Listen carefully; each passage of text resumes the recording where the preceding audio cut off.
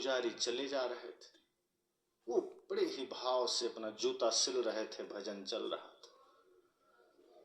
कुछ पुजारियों ने कहा कि महाराज जी आप जूता ही सिलते रहेंगे, चलिए आप भी थोड़ा मंदिर पूजा कराएं।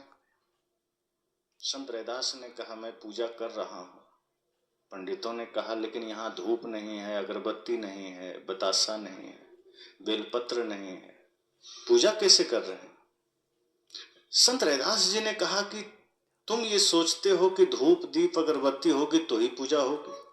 तुमने पूजा को इसी से जोड़ा है कि बेलपत्र होना चाहिए, धूप दीप होना चाहिए, पर मेरी पूजा हो रही है। पंडितों ने कहा ऐसे कोई पूजा होती है? उन्होंने कहा बिल्कुल हो रही है, और तुम बल्कि पूजा नहीं कर रहे हो।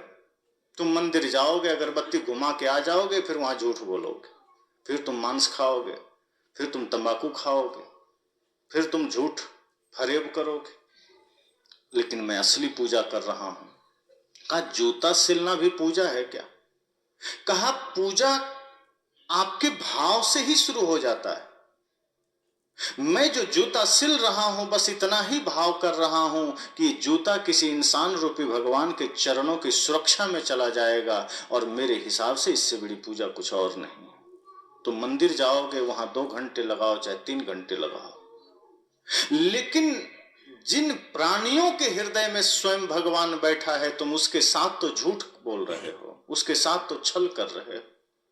और मैं वहीं पर अपना काम कर रहा हूं जहां स्वयं परमात्मा बैठा है, जहां स्वयं भगवान का निवास है। अगर कोई भूखा आ जाए, अगर आपने निस्वार्थ भाव से, निष्काम भाव से एक गिलास पानी पिला दिया, समझना आपने पूजा कर लिया।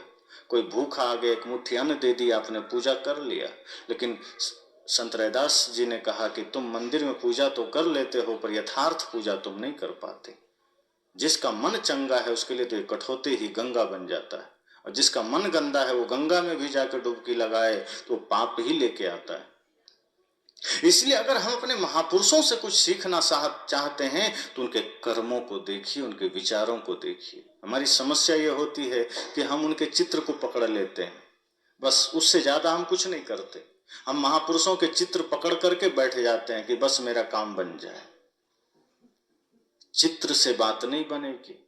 चित्र सिर्फ प्रेरणा के लिए है, ध्यान दीजिए। चाहे वो किसी के भी चित्र हो, किसी भी महापुरुष के चित्र हैं, वो सिर्फ प्रेरणा और याद के लिए है। यथार्थ में उनके चरित्र ही लेना जरूरी है, यथार्थ में उनके आचरण को ही आचरण से जोड़ना जरूरी है। जैसे अभी आपको भूख लगे और हम लोग भोजन का फोटो खींच के आप सबको बांट दें कि लीजिए आपका काम हो गया, पेट भरेगा? फोटो से बात तो नहीं बनेगी ना।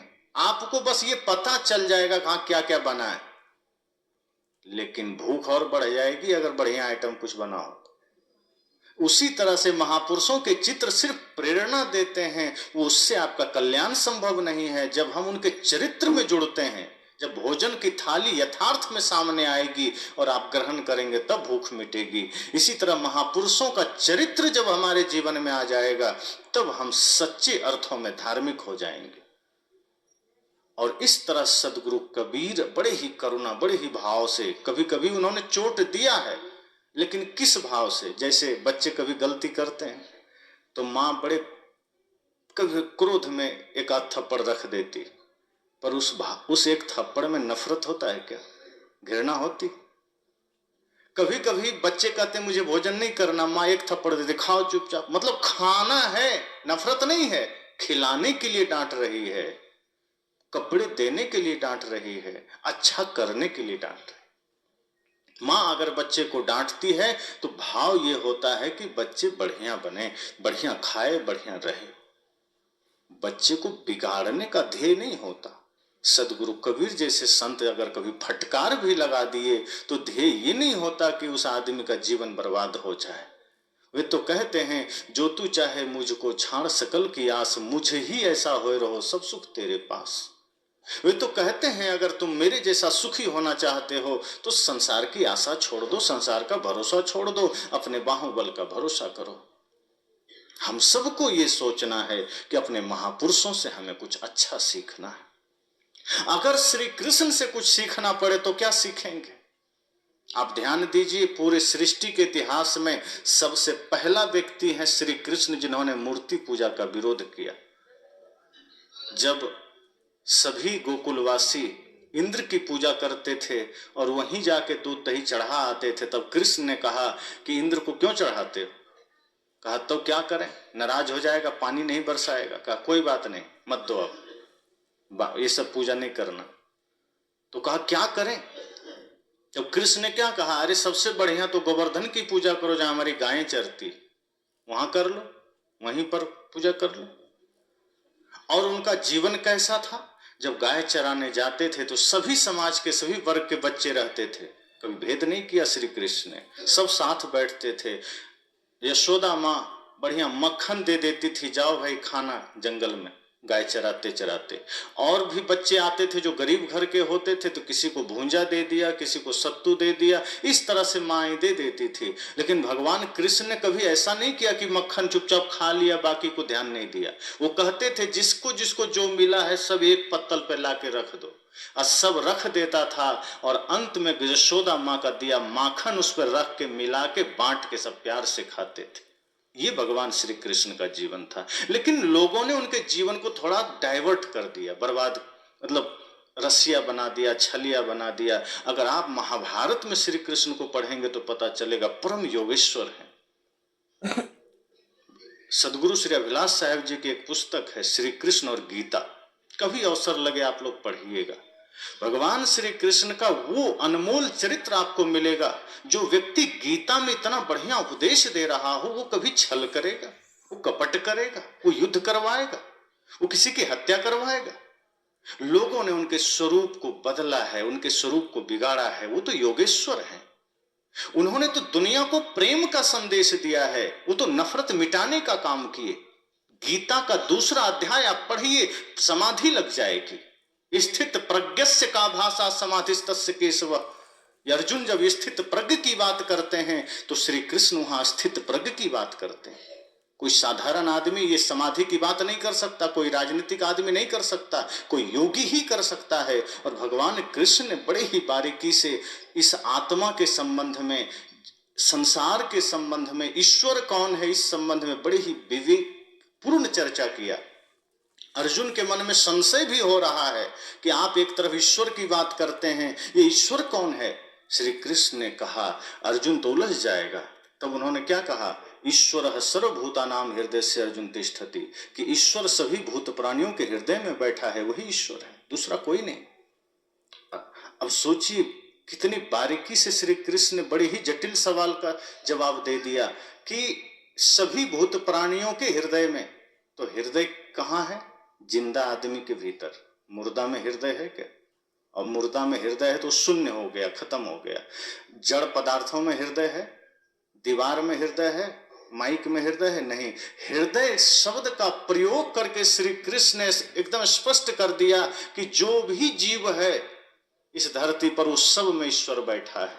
और इससे ही बिल्कुल लगता हुआ, मिलता हुआ बात श्री तुलसीदास ने भी कह दी, प्रकृति पार प्रभु सब उर्वासी, कि प्रकृति से परे प्रभु सब के हृदय में बैठा है। तो अगर हम अच्छा लेना चाहेंगे तो हर शास्त्र में अच्छा मिल जाएगा, और बुरा खोजना चाहेंगे तो बुरा तो फिर हर जगह मिलेगा। वो अपने ऊपर हमें देखना है कि हम लेना क्या चाहते हैं, हमारा ध्येय क्या है।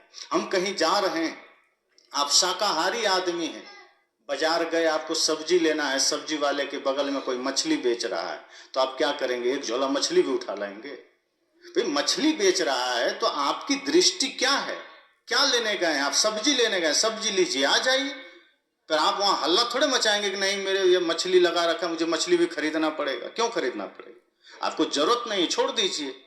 आपको कपड़े की जरूरत है, आप कपड़ा खरीद के आ जाइए। कोई आदमी थोड़े कहता है क्या करें, बगल में जूता वाले का भी दुकान है, सब जूता मुझे खरीदना पड़ेगा। क्यों खरीदना पड़ेगा? कोई मजबूरी थोड़े। आपकी आवश्यकता क्या है? आपकी आवश्यकता अगर कपड़े की है, आप कपड़े लेके आइए। आपकी आवश्यकता जूते की है, जूता लेके आइए। आपकी आवश्यकता अगर शराब की है तो आप शराब लेने जाएंगे। आपकी आवश्यकता मछली की है तो आप मछली लेने जाएंगे। साहब ने कहा आपकी दृष्टि कैसी है ये महत्वपूर्ण है। अगर दृष्टि ठीक है तो रावण से भी आप अच्छाई लेकर आएंगे, दृष्टि खराब है तो आप कबीर में भी बुराई ढूंढेंगे। अगर आपकी दृष्टि अच्छी है तो कंस में भी अच्छाई खोज लेंगे। और अच्छाई कैसे खोजेंगे? अच्छाई इस तरह से खोजना है कि कंस जो काम करके पापी बन गया वो काम हमें नहीं करना है। जो काम करके कोई राक्षस हो गया वो काम हमें नहीं करना है। और जो काम करके राम महान बन गए वो काम हमें करना है। जो काम करके कृष्ण महान हो गए वो काम हमें करना है। जो काम करके भगत सिंह महान हो गए वो काम हमें करना है। जो काम करके नेताजी सुभाष महान बन गए वो काम हमें करना है। जो काम करके अब्दुल कलाम महान बन गए हमें वो काम करना है। जो काम करके कसाब आतंकवादी बन गया वो हमें नहीं करना है। जो काम करके लादेन आतंकवादी बन गया वो हमें नहीं करना है। नफरत करने की जरूरत ही नहीं, लेकिन हम झूठ मूठ के नफरत पाल लेते हैं हृदय में। अपने हृदय को गंदा बना लेते हैं, अपने दृष्टि को गंदा बना लेते हैं। इस हृदय में नफरत आने ही मत दीजिए। इसलिए मैंने कहा अगर राम से कुछ अच्छा सीखना है तो भाई से प्रेम कैसे करें सीख लीजिए, माता पिता का सम्मान कैसे करें ये सीख लीजिए। कृष्ण से कुछ सीखना है तो पूरी सृष्टि से प्रेम कैसे करें ये सीख लीजिए। और भगवान बुद्ध से कुछ सीखना है तो करुणा सीख लीजिए, निश्चिंतता सीख लीजिए, परमानंद सीख लीजिए। कोई गाली दे दिया, बुद्ध के चेहरे पर मुस्कुराहट। आपको तो कोई घूर भी दिया तो आप तुरंत डंडा खोजने लगते हैं कि हिम्मत कैसे हुआ घूरने का। हम बुद्ध के शिष्य बनते हैं, बुद्ध के भक्त बनते हैं और इतना सा बर्दाश्त नहीं है। कोई गाड़ी ओवरटेक कर लिया, हम रोक करके रोकते हैं, कैसे हिम्मत हो गया ओवरटेक करने का? समझता है, पहचानता है, चिंता नहीं है, ऐसे हम करने लगते हैं। मिलना आगे दबंगई दिखाने लगते हैं। बुद्ध के पास क्या सामर्थ्य नहीं था? लोग गाली दे दे, निंदा कर दे, शिकायत कर दे, भगवान बुद्ध के चेहरे पर परमानंद के भाव है। भगवान बुद्ध कहते थे कि तुम्हारे मान से, तुम्हारे अपमान से, तुम्हारे सम्मान से मैं परे हूं। तुम सम्मान करो तो मैं फूलूंगा नहीं, तुम अपमान करो तो मेरा चेहरा कोई बदलेगा नहीं, मैं दुखी नहीं हो सकता। क्योंकि मेरी खुशी का आधार तुम नहीं हो, मेरे आनंद का आधार संसार नहीं। हम अपने खुशी का, हम अपने आनंद का आधार जब दूसरों को बना लेते हैं तो दूसरा जब चाहे हमें दुखी भी कर सकता है। अगर हमने अपना खुशी का आधार किसी और को बनाया तो जब चाहेगा आपको दुखी कर देगा। बुद्ध कहते हैं नहीं, अपने आचरण को इतना पवित्र कर लो कि आपके खुशी का आधार आप स्वयं बन जाइए। तो अगर भगवान बुद्ध से कुछ सीखना है तो उन्होंने उस वक्त जब वो सन्यास ग्रहण नहीं किए थे और जब प्रतियोगिता हुई देवदत्त और तथागत में, सिद्धार्थ में क्या हुई? हंस को बाण मारना है, जो मार देगा वो विजेता हो जाएगा। देवदत्त ने मारा, हंस जमीन पर गिरा। बुद्ध के हृदय में, बल्कि सिद्धार्थ के हृदय में करुणा जगी। उस समय सन्यास नहीं लिया था उन्होंने, और वो दौड़ करके हंस को गोद में ले लिए, उसका बाण निकालकर उसकी सेवा में लग गए। लोगों ने कहा, अरे भाई तू भी तो बाण मार। कहा नहीं, मैं नहीं मार सकता। भले ही मैं प्रतियोगिता हार जाऊं पर मैं किसी असहाय जीव पर प्रहार नहीं कर सकता। तो उनके जीवन में परमानंद है, निश्चिंतता है, करुणा है। वो जहां भी देखते हैं करुणा के भाव से देखते हैं। महावीर ने कहा जियो और जीने दो, खुद भी जियो, दूसरों को भी जीने दो। हम उनसे यही सीख सकते हैं। उन्होंने संसार को अहिंसा का संदेश दिया, प्रेम का संदेश दिया, जीने का संदेश दिया। खुद भी बढ़िया से जियो, दूसरों को भी जीने दो। कभी दूसरे के दुख का कारण मत बनो, दूसरे के पीड़ा का कारण मत बनो, दूसरे के घाव का कारण मत बनो, दूसरे के आंसू का कारण मत बनो। सदगुरु कबीर से सीखना है तो वो निष्पक्षता सीख लीजिए, वो निष्काम सीख लीजिए, वो निष्कपट होना सीख लीजिए कि एक और मुगलों का शासन और काशी पंडितों की नगरी, उस बीच में रहकर उन्होंने सत्य बोला और प्रेम भी दिया। उन्होंने कहा 2.5 आखर प्रेम का पढ़े सो पंडित हो। जब कुछ पंडितों ने कहा कि पंडित कौन है, कुछ लोग उनके शिष्य हो गए थे, साहब ने कहा पोथी पढ़े पढ़े जगमुआ पंडित भया न कोई, लेकिन 2.5 अक्षर प्रेम का पढ़े सो पंडित हो। कहा कि सच्चा पंडित तो वही है जो प्रेम को जान लिया है, जो भगवान कृष्ण ने जिस प्रेम की बात कही वही प्रेम। सदगुरु कबीर ने कहा कि जो पूरी सृष्टि को अपनी करुणा भरी दृष्टि से देखना जान लिया, जो सबके प्रति प्रेम निभाना जान लिया, सच्चा पंडित सच्चा ज्ञानी तो वही है। साहब ने कहा सब घट मेरो साइया सुनी सेज न कोई। उन्होंने कहा कि कोई छोटा कोई बड़ा नहीं। अगर जाति के आधार पर आप किसी को छोटा बड़ा ऊंच नीच मानते हैं, साहब ने कहा फिर आप इंसान हो नहीं सकते। शुद्धता अशुद्धता के आधार पर माना जा सकता है कि कोई आदमी मांसाहार करता है, कोई आदमी नशा करता है, तो चलो उसके हाथ का पानी मत पियो, लेकिन जाति के आधार पर कि वो छोटा है वो बड़ा है ये नहीं होना चाहिए। इंसान इंसान है, इस धरती पर जन्म लेने वाला सभी इंसान है। कर्म से कोई हैवान बन जाता है, कर्म से कोई भगवान बन जाता है। तो कर्म से साहब ने कहा कि बड़ा और छोटा होता है, और यही शिक्षा वेद में है, यही शिक्षा गीता में है, यही शिक्षा बीजक में है कि जो कर्म से बंटवारा हुआ जाति से नहीं हुआ।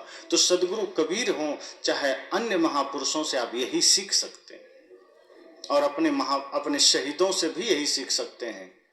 भगत सिंह 23 वर्ष की अवस्था में फांसी पर लटके, क्यों? वो चाहते तो वो भी अंग्रेजों से समझौता कर लेते कि नहीं हमको नहीं मरना है, अपना पेट देखते। जैसे आज आदमी कहता है ना मुझे भारत सीमा और सरकार से लेना देना नहीं, मुझे तो नौकरी चाहिए, मेरा पेट खाली है, मुझे तो रोजगार चाहिए, भारत से कोई लेना देना नहीं। उस समय सोचिए अगर यही बात महाराणा प्रताप ने सोच लिया होता, यही बात वीर शिवाजी ने सोच लिया होता, यही बात लक्ष्मीबाई ने सोच लिया होता, यही बात भगत सिंह, चंद्रशेखर आजाद, राजगुरु सुभाष चंद्र बोस ने सोच लिया होता, और यही बात गांधी जी और बाबा साहेब अम्बेडकर ने सोच लिया होता, तो सोचो क्या हम आजाद होते? आज नहीं होते। आज हम गुलामी की बेड़ियों में जकड़े होते। पर उधम सिंह ने 19 वर्ष की अवस्था में जनरल डायर को लंदन जाके मारा था।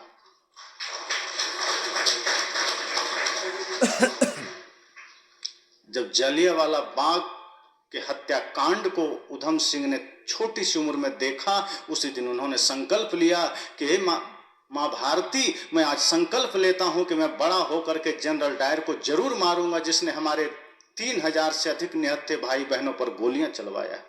क्या स्वार्थ था उसका? अपना निजी कोई स्वार्थ नहीं था, भारत माता के चरणों में अपने आप को न्यौछावर कर दिया। उसके लिए कितना कष्ट सहकर किस तरह से वो लंदन गए होंगे, क्योंकि जनरल डायर लंदन चला गया था, और एक दिन उसको मार करके भागे नहीं, सीना तान कर खड़े हो गए। कहा अगर मैं भागा तो भारत माँ को मैं क्या मुंह दिखाऊंगा, भले ही मैं मारा जाऊं, पर मैं जिस मरूंगा तो हजारों भारतीयों के हृदय में क्रांति की ज्वाला में जला दूंगा। ये भाव हमारे अंदर नहीं होता। हम तो सोचते हैं बस हमारा काम बन जाए, हमें नौकरी मिल जाए, हमें रोटी मिल जाए, दुनिया और देश से क्या लेना देना। ये भाव कभी नहीं होना चाहिए। आप अपने महापुरुषों से सीखिए, अपने शहीदों से सीखिए, अपने वीरों से सीखिए, वीरांगनाओं से सीखिए, साधु संतों से सीखिए, और अपने सज्जनों से सीखिए, अपने बीते हुए इतिहास से सीखिए। ये वही देश है जिसके रग रग में वीरता भरी है, जिसके रग रग में भक्ति समाहित है, जिसके रग रग में आदर्श समाहित है। और आज हमारा समाज किससे भटकता जा रहा है? एक समय ऐसा था जब हमारे इसी समाज के युवा जो खड़े हो जाते थे कि हमारे होते समाज में कोई आतंक नहीं फैला सकता, हमारे होते माँ बहन पर कोई कुदृष्टि नहीं कर सकता। लेकिन आज माताएं बहनें अपने ही मोहल्ले में जाती है, भयभीत रहती है रात में कि पता नहीं किसकी दृष्टि बिगड़ जाए, किसका मन बिगड़ जाए। वो क्यों भयभीत है? इसी देश में, इसी समाज में, इसी संस्कृति में। क्यों? आज उनके जीवन में सुरक्षा का भाव क्यों नहीं है? आज उनके मन में सुरक्षा का भाव क्यों नहीं है? देश तो वही है जिस देश में 14 वर्ष की अवस्था में कहीं खुदीराम बोस शहीद हो जा रहे हैं, भगत सिंह शहीद हो जाते हैं। उसी देश में जन्म लेकर के हम लोग इतने ज्यादा भटकाव में कैसे चले गए, जहां अपने महापुरुषों से हम कुछ सीख ही नहीं रहे।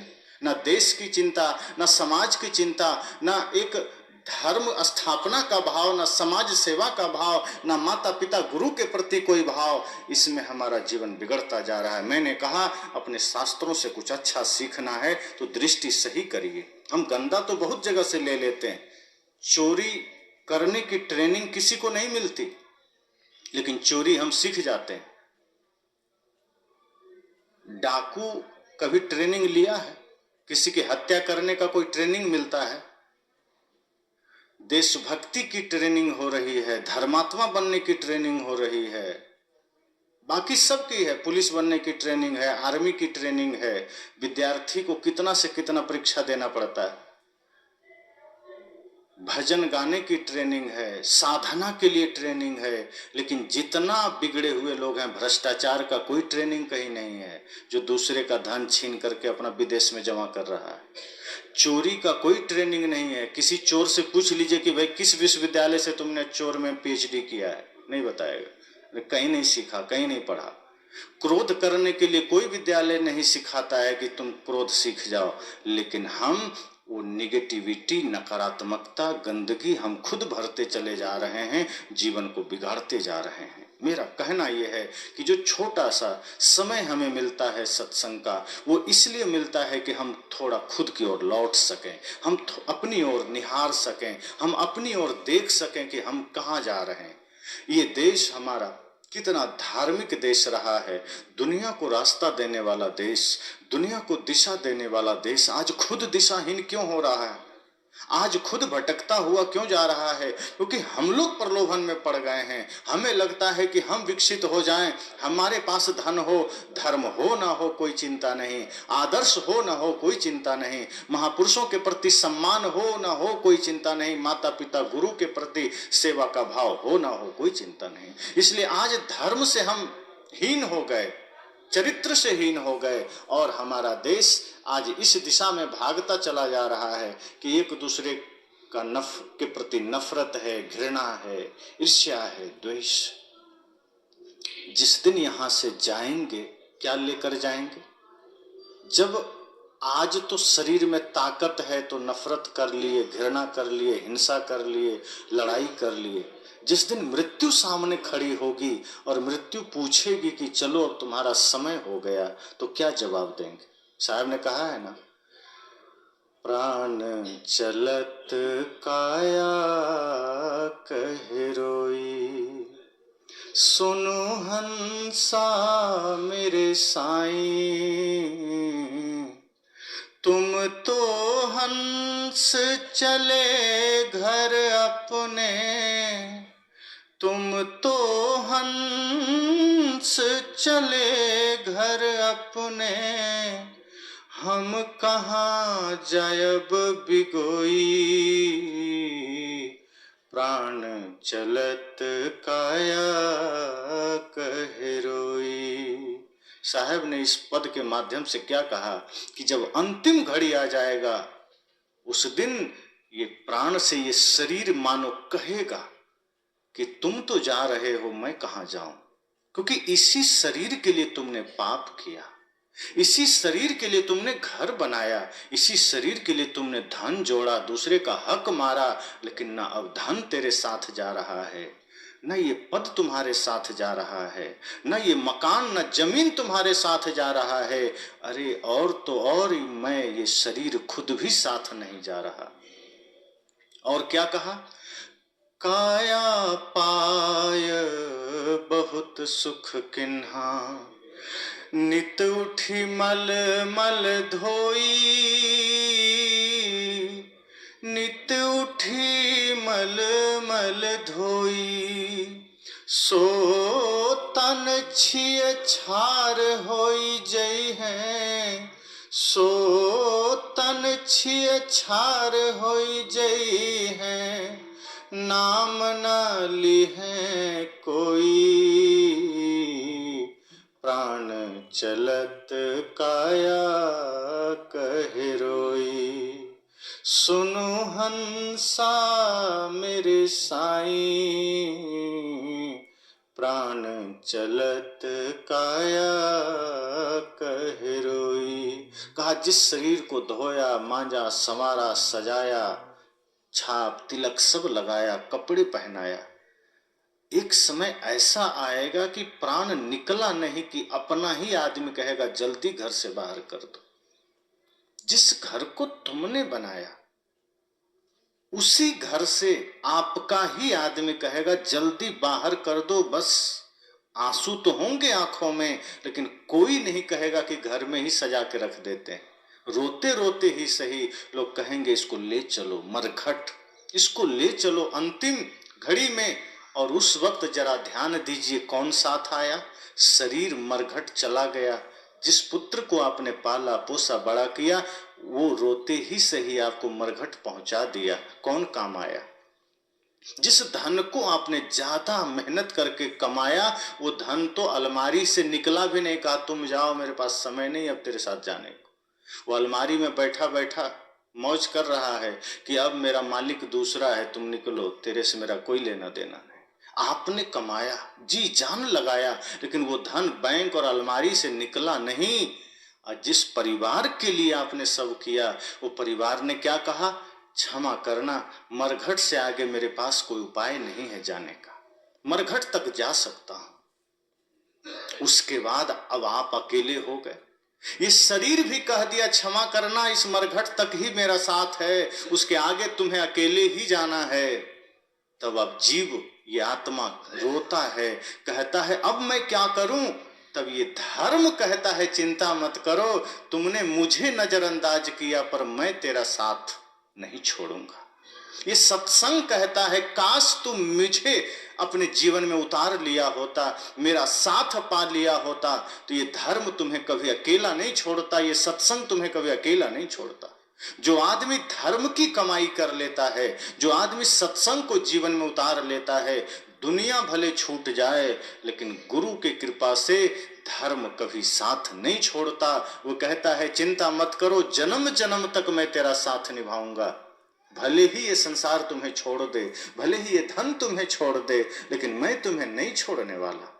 इसलिए मैंने कहा कि घड़ी अंतिम कब आ जाए कौन जानता है। इसलिए अपने महापुरुषों से, अपने महापुरुषों के आदर्शों को अपने जीवन में उतारिए और अपने जीवन को इतना बढ़िया बना लीजिए कि जब जाइए तो हंसते हुए जाइए, मुस्कुराते हुए जाइए, कुछ अच्छा करके जाइए। अपने लिए तो सभी जिया करते हैं, औरों के लिए जिए तो और बात है।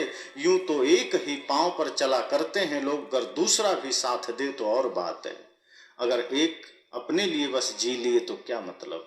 इसलिए ये बड़ा ही सुनहरा समय, सत्संग ठीक ऐसा ही है जैसे सूर्योदय होता है तो सारी अंधियारी मिट जाती है। सत्संग भी ज्ञान का सूर्योदय ही है। जो हमारे हृदय में जागृत हो जाए तो समस्त अंधकार मिट जाते हैं। और जब हृदय से अंधेरा मिट जाए तो समझना नफरत मिट गई, घृणा मिट गई, छल मिट गया, कपट मिट गया, द्वेष मिट गया, काम क्रोध लोभ मोह अहंकार मिट गया।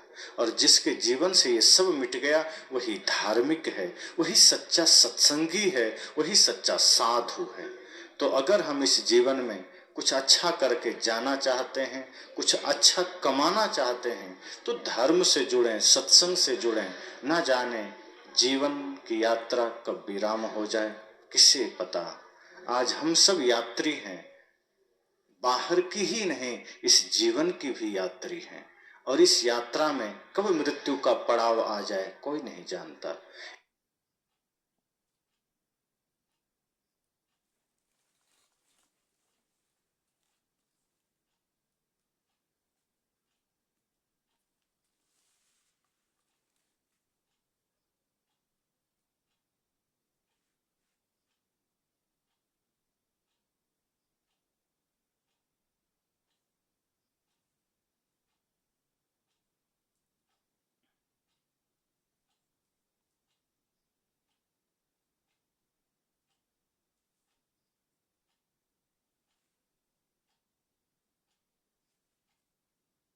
गाय है, गाय है या भैंस है या बकरी है,